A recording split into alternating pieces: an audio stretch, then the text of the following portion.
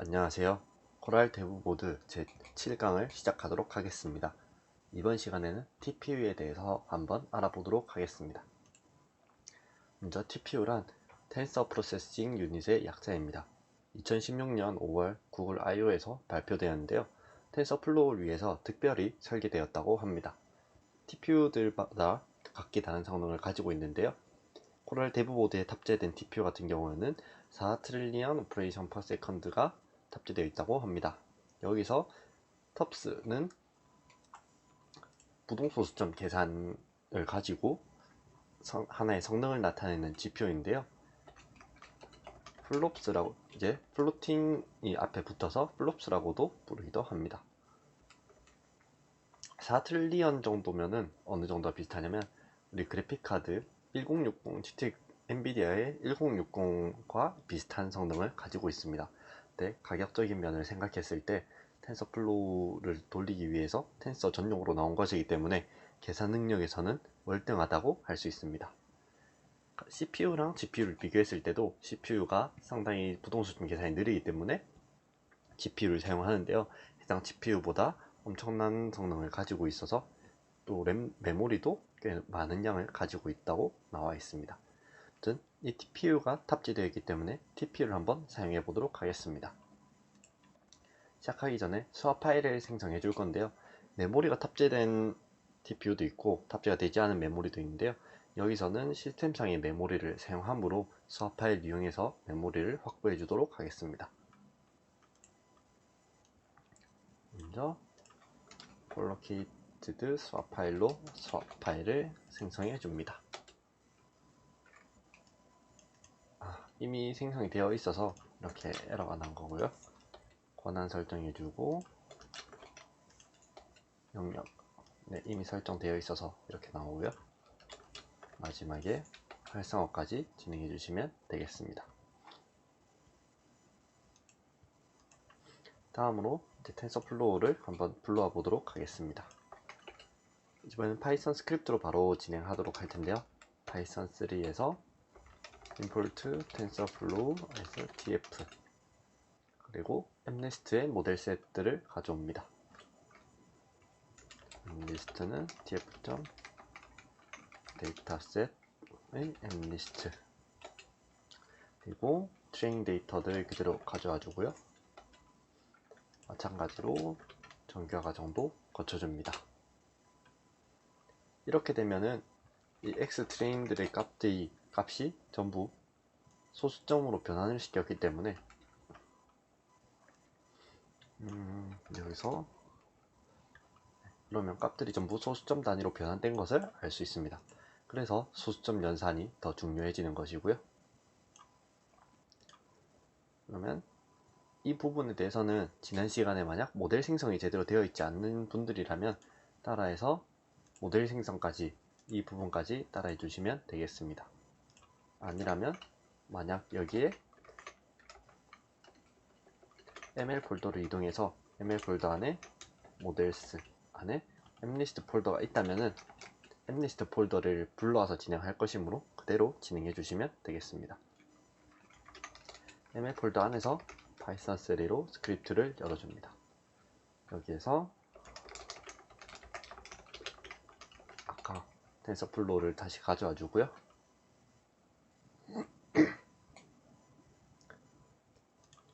저장된 모델 파일을 가져옵니다. 이 모델 파일을 이제 컨버트를 해줄 건데요. 컨버트를 해준 이유는 이 코랄 데브보드의 TPU에서는 기본적으로 8비트를 이용해서 연산을 하고 있습니다. 원래 32비트를 기본으로 많이 사용을 하는데요. 8비트로 쓰는 이유는 부동소수점은 아래의 길이가 늘어나면 늘어날수록 비트 수가 늘어납니다. 근데 8비트로 앞에를 줄여버림으로써 용량을 좀 많이 줄일 수 있어서 IoT 장비나 온디바이스 ML 등에서 많이 사용하게 됩니다. 이 컨버트 과정은 TPU 코랄 데브보드 가지고 있는 TPU에 맞게 8비트로 변환해주는 과정이라고 보시면 되겠습니다. 옵티마이제이션을 진행해주고요.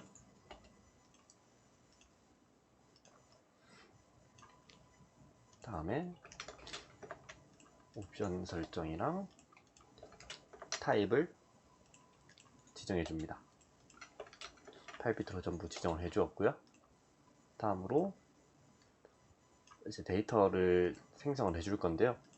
이미 앱리스트 데이터를 가져와서 진행하도록 하겠습니다. 가져와서 this를 보면은 028,28짜리 이미 데이터 하나가 생성이 되고요. 이걸 가지고 representative 데이터를 만들어 주겠습니다. 함수 생성이 완료되었고 이제 데이터셋을 넣어주도록 합니다. 네, 큰 과정 없이 이제 컨버트 모드 설정들이 다 되었고요. 마지막으로 컨버트를 해서 변환한 모델을 tfwriter 언더바 quant 언더바 모델로 저장해 주도록 하겠습니다. 이 과정이 이제 저희가 만들었던 앱리스트 모델을 우리 TPU가 사용할 수 있게 변환해주는 과정이 되겠습니다. 그리고 방금 만든 tfwriter quant 모델을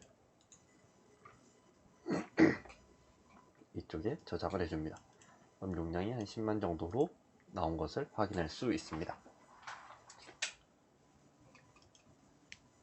이제 생성된 파일을 한번 확인해 볼 건데요. 뒤로 돌아가서 여기에서 모델스로 들어가면은 앱리스트 언더바 모델 언더바 quant라는 파일이 있습니다. 이 파일을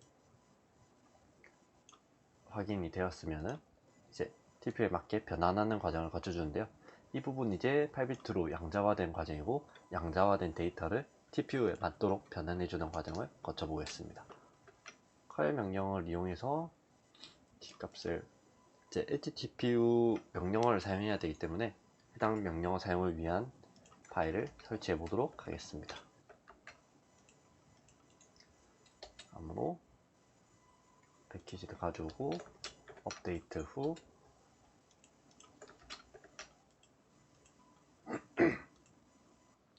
HTPU를 설치해 줍니다. 네, 이미 설치가 되어 있어서 이렇게 나왔고요. 설치가 완료되었다면은 HTPU 언더바 컴파일러라는 명령어를 사용할 수 있는데요.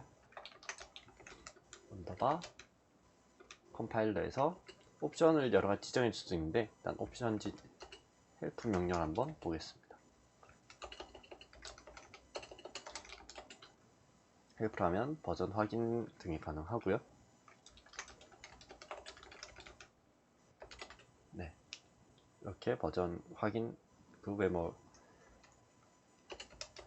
을 통해서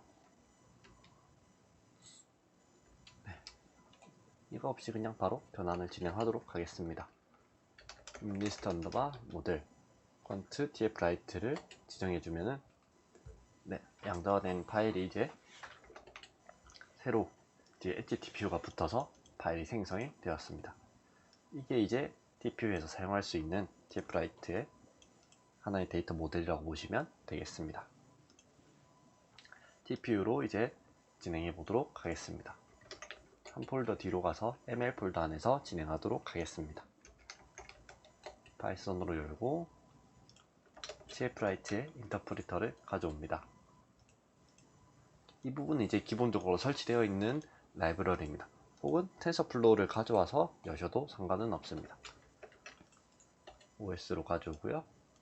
아까 생성한 모델의 경로를 복사해서 그대로 가져와 줍니다. 다음으로 이 뒤에 라이브러리 htpu.so.1을 지정을 해주는데요. 이 부분이 없이 그냥 모델 패스만 적어주면은 CPU를 사용한 연산을 하게 되고요. 이 부분이 있어야 HTPU를 사용해서 연산을 진행할 수 있습니다. 모델을 가져와서 텐서를 위치시켜 줍니다. 다음으로 우리가 만들었던 앱리스트 모델로 다시 한번 테스트를 해볼 건데요. 앱리스트를 가져와 주고 255로 제 소수점으로 변환을 해줍니다. 변환 완료되었고요. 이밸리에이터를 가지고 계산하는데 시간이 얼마나 걸리는지 한번 확인해 볼 텐데요. 여기에 타임까지 넣어주겠습니다. 일단 모델을 가져오는 거 먼저 하고 밑에 세 줄은 한 번에 진행하도록 하겠습니다.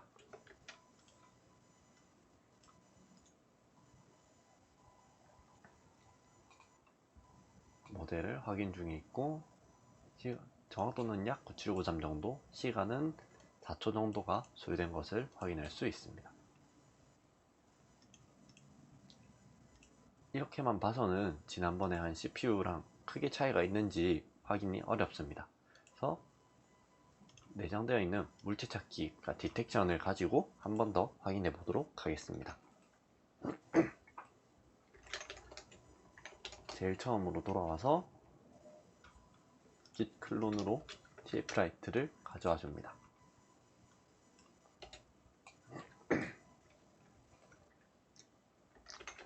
가져와서 보면은 안에 파이썬이랑 C++로 된 폴더가 있는데요. 저희는 파이썬으로 진행하도록 하겠습니다. 파이썬 example에 example로 들어가면 클래시피케이션이랑 디텍션 두 가지 폴더가 있는데요. 디텍션을 먼저 진행해 보도록 하겠습니다. 디텍션을 가면은 install requirements가 있습니다. 해당 파일을 실행시켜서 예시 파일이다 레이블 등을 가져오도록 하겠습니다.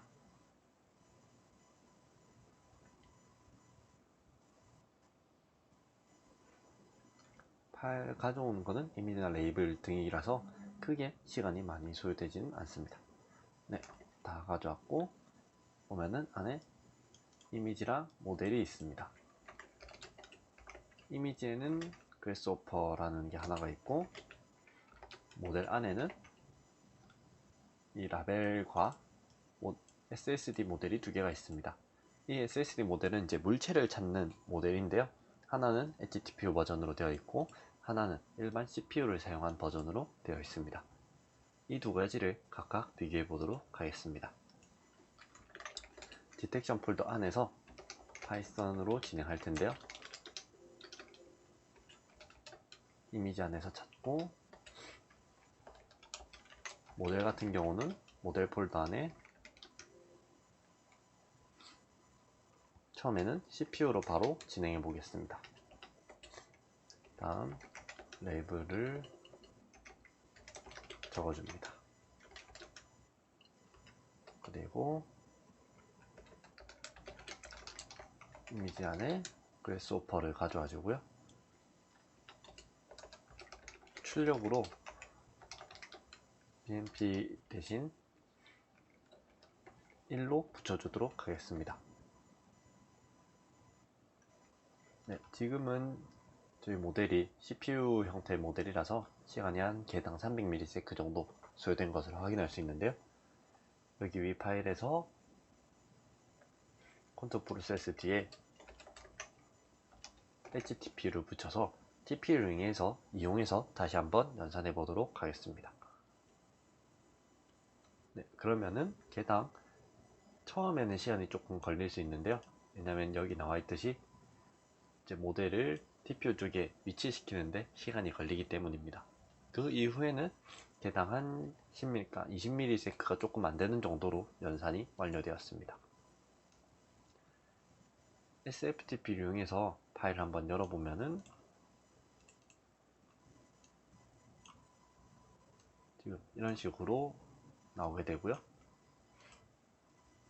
찾은 모델은 person이랑 타이 두 가지를 찾은 것을 알 수 있습니다. 여기에 보시면은 네, 사람이라고 나와 있고요. 스코어는 한 0.84 정도, 그리고 타이로 0.94, 타이는 거의 타이도 0.84 정도네요. 이렇게 인식을 한 것을 알 수 있습니다. 이게 TPU를 이용해서 디텍션, SSD를 이용한 디텍션을 진행해 본 예제고요. 하나 뒤로 가서 클래시피케이션을 진행해 보도록 하겠습니다. 클래시피케이션 또한 앞서 했던 거랑 비슷합니다. 여기 나와 있는 requirement를 실행해서 필요한 파일들을 다운받아 주고요.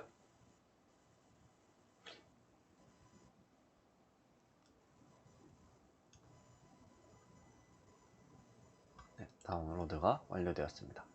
다운로드 뒤에는 TPU를 이용해서 한번 연산해 보도록 하겠습니다.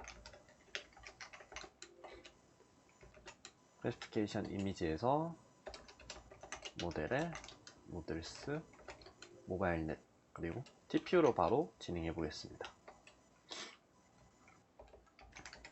라벨을 새 라벨을 가져왔고요. 패럿을 넣어 보도록 하겠습니다. 그러면 개당 한 3ms 정도 이하로 결과가 나오는데요. 결과는 아라메카오가 스칼렛 메카오면 무당 앵무라고 나오네요. 네, 해당 앵무로 인식된 것을 확인할 수가 있고요. 해당 사진이 어떤 건지 확인해 보면은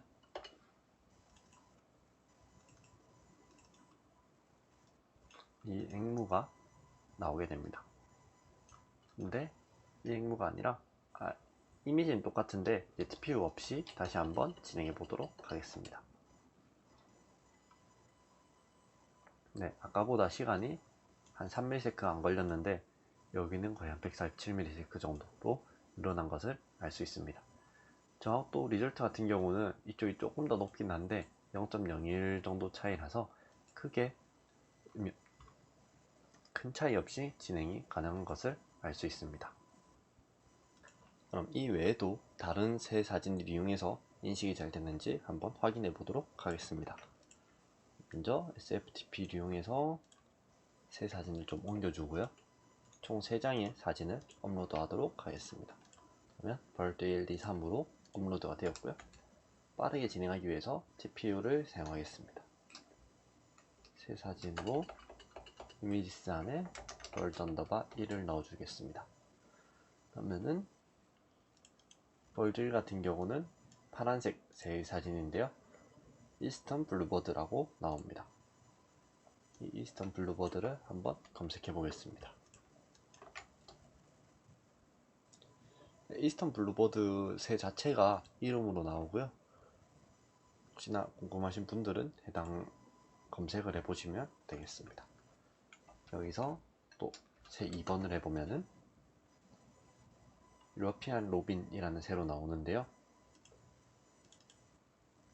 네, 해당 새에 대해서 유러피안 로빈이라고 인식을 하였습니다.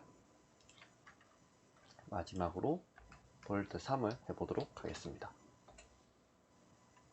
그러면 킬빌드 투칸이라고 나오게 되겠습니다. 새를 한번 검색해 보도록 하겠습니다. 그러면 네, 이렇게 나오게 됩니다. 아까 보신 것과 같이 3번 새는 이렇게 생겼습니다. 셋 다 정확하게, 거의 정확하게 인식을 하고 있는 것을 볼 수 있습니다. 속도도 개당 3ms 정도가 나오고 있고요. 이렇게 TPU를 이용해서 사물 인식하는 SSD, 그리고 이 물체가 무엇인지 인식하는 클래시피케이션까지 진행해 보았습니다. 감사합니다.